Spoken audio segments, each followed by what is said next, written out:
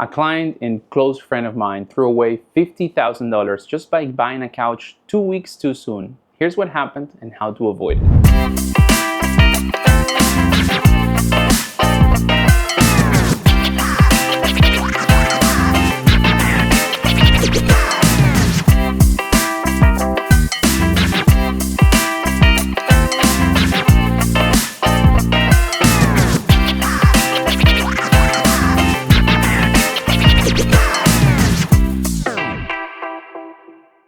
What happened is that we found his dream home at a perfect location for his job, a big patio with a shaded area from a tree, everything he wanted.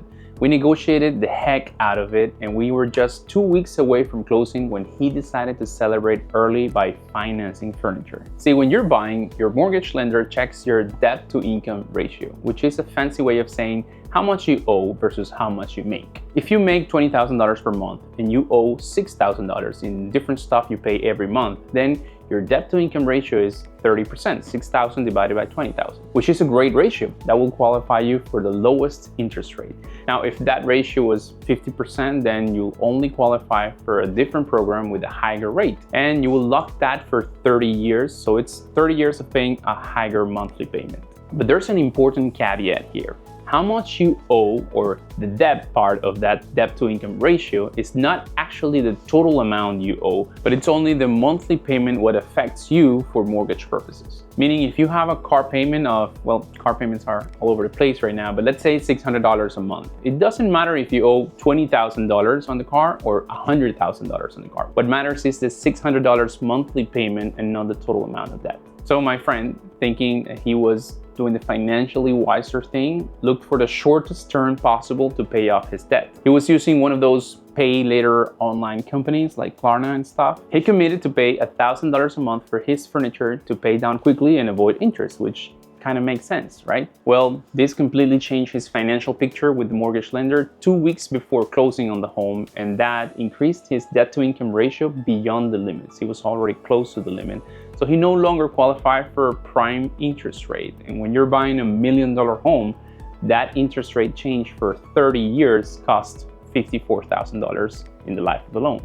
Let me show you the numbers. With a credit score of 740 and a 30% debt to income ratio, you'll easily qualify for prime rate, which is currently 6.5% fixed for 30 years on a mortgage. That is $8,030 per month on a $1 million home in Miami. That includes taxes and insurance. But if you run your credit, get into new debt, your score will probably drop, let's say 710, and your debt to income ratio gets worse. Then you would only qualify for a 6.75% interest rate, which comes with a monthly payment of $8,180 per month. That's an extra $150 a month for 30 years, which adds up to $54,000.